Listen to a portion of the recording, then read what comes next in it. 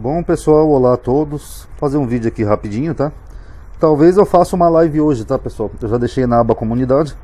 Eu digo talvez que aqui onde eu moro às vezes tem imprevistos, né? Que podem me atrapalhar. Mas se não tiver nenhum imprevisto, eu vou tentar fazer uma livezinha hoje, porque é bom fazer mais lives, tá? E o tema vai ser pastores na política, né? Queria abordar um pouco essa questão. Se alguém quiser participar, fique à vontade, tá bom? Então vamos lá, pessoal. Quando a gente vai numa igreja, principalmente desses segmentos pentecostais, ou igrejas que recebem dízimo, é muito comum eles citarem Malaquias 3:10, né? Eu até peguei uma imagem ilustrativa aqui no Google, que é um envelopezinho do dízimo, é o mesmo versículo, Malaquias 3:10. Eu já fiz um vídeo específico sobre Malaquias, explicando o contexto, do que o autor está tratando, etc. Então eu não vou entrar muito nessa redundância de falar de novo de Malaquias. Eu só vou mostrar para vocês um detalhe aqui desse texto, como isso pode ser problemático da forma como os pastores tomam hoje em dia. Lembrando que uma das preocupações maiores dos evangélicos é com salvação. Eles morrem de medo de perder salvação, que Jesus é a salvação. Eles pregam para todo mundo por causa da salvação. Terminam até amizade, né, com pessoas às vezes que são de outras crenças por causa de salvação. Eu já vi acontecer algumas vezes isso. Mas esse versículo aqui, se a gente for tomar do jeito que eles tanto entendem, realmente vai ser um risco para a salvação deles mesmos. Vamos ver por quê? O texto diz assim, ó: trazei todos os dízimos à casa do tesouro, para que haja mantimento na minha casa. E depois fazei prova de mim nisto, diz o Senhor dos Exércitos, se eu não vos abrir a janela do céu, e não derramar sobre vós uma bênção tal, até que não haja lugar suficiente para recolherdes. Bom, aqui eu não preciso explicar que o contexto aqui é alimento, né? Eu já fiz vídeo sobre isso, então acho que o texto está bem óbvio. Aqui eu até destaquei em amarelinha a palavra alimento, mas aqui tem a palavra bênção, né? Quer dizer que Deus ia abençoar aquela pessoa. Correto? Correto. Qual que é o problema? O contexto gira em torno de alimentos. O dízimo, né, na cultura hebraica era tzedakah, justiça social, para alimentar o pobre, o levita, o sacerdote, a viúva, tudo girava em torno de alimento. A pessoa que dizimasse seria abençoada com chuva e uma boa colheita, é o que diz o texto. Abrir as janelas do céu, mandar chuva em abundância, etc. Não tem nada a ver com dinheiro esse texto, tá? Mas, quando pastores transformam isso em dinheiro, e não alimentam ninguém, como algumas igrejas não fazem isso, nós vamos ter alguns problemas. Primeiro problema, vamos pegar o texto de Atos 8, 18 e 23, principalmente para quem é cristão. Vamos ler junto. Ó. E Simão, vendo que pela imposição das mãos dos apóstolos era dado o Espírito Santo, lhes ofereceu dinheiro. Ó, então Simão era um mestre das artes mágicas, ele aceita a palavra de Jesus, ele se converte.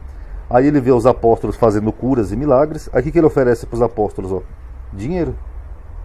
Dizendo, dai-me também a mim esse poder, ou seja, essa bênção, esse dom, para que aquele sobre quem eu puser as mãos, receba o Espírito Santo. Mas disse-lhe Pedro, o teu dinheiro seja contigo para perdição, pois cuidaste que o dom de Deus se alcança por dinheiro.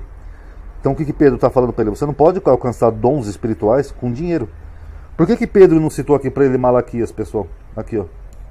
Por que Pedro não falou, você quer uma bênção? Então, me dá o seu dízimo, que você vai ter a bênção. Deus falou, está aqui em Malaquias, ó, provai-me nisso, diz o Senhor. Por que Pedro, né, o apóstolo, ele não citou Malaquias para Simão? Ele não citou porque o texto de Malaquias não tem a ver com dinheiro. Tanto que quando Simão oferece dinheiro, Pedro não só rejeita, como reprime Simão. Ele fala aqui, ó, tu não tens parte nem sorte nesta palavra, porque o teu coração não é reto diante de Deus. Arrepende-te, pois, desta tua iniquidade. O que é iniquidade? É pecado, é transgressão da lei. E ora a Deus, para que porventura te seja perdoado o pensamento do teu coração. Porque ele tentou comprar dons espirituais com dinheiro, que é exatamente o que as pessoas fazem nas igrejas hoje em dia, induzidas por pastores.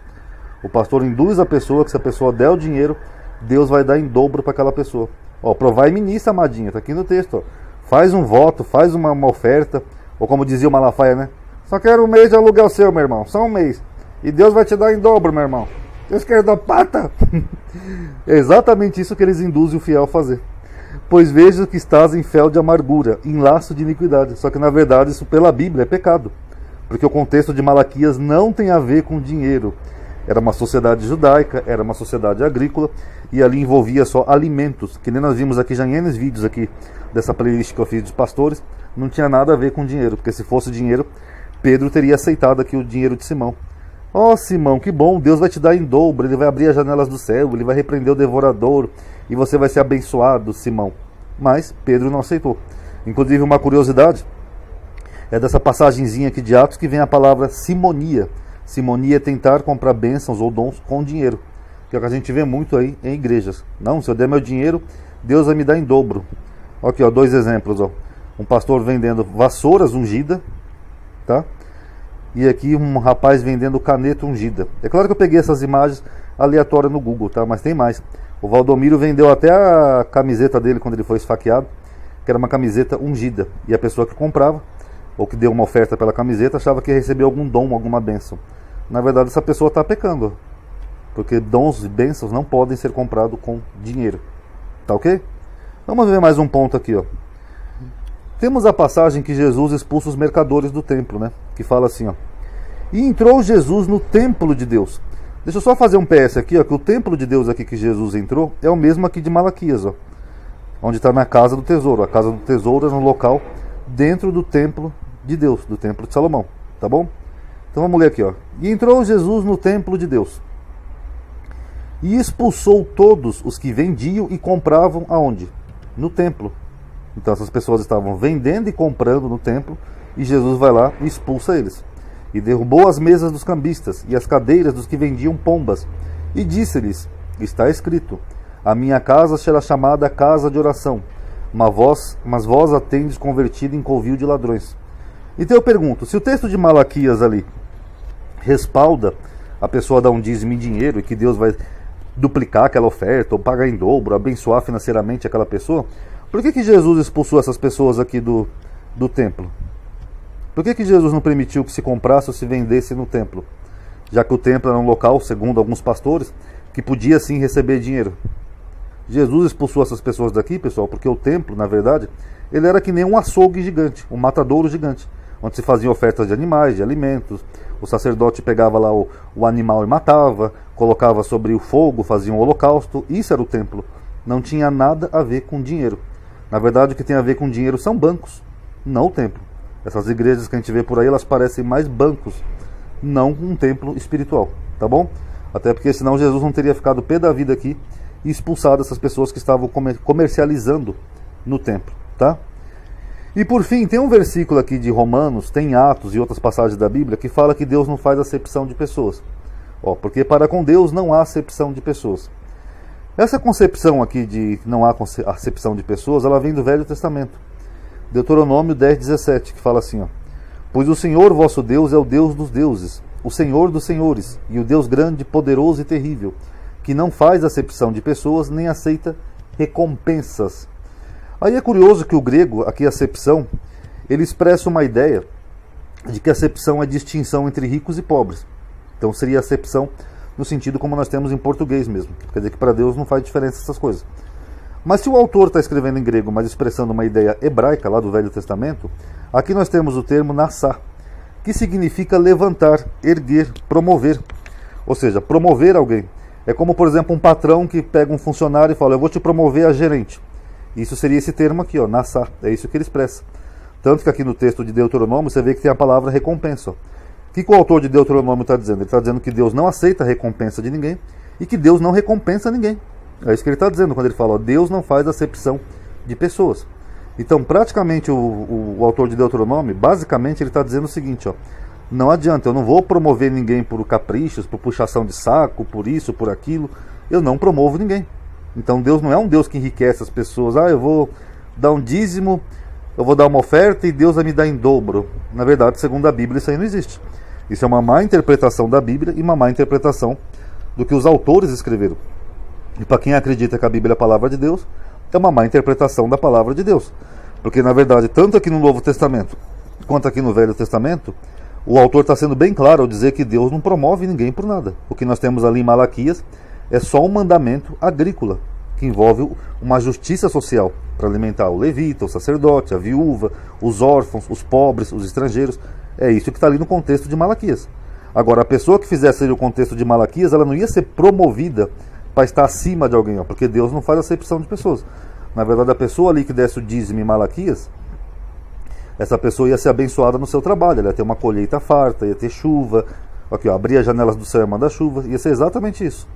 Nada que a pessoa fosse ser promovida ou ter uma recompensa a mais que os outros. Então, na verdade, é exatamente ao contrário. Então a Bíblia condena essa prática de simonia, ou essa prática de querer comprar dons espirituais, ou essa prática de querer barganhar com Deus.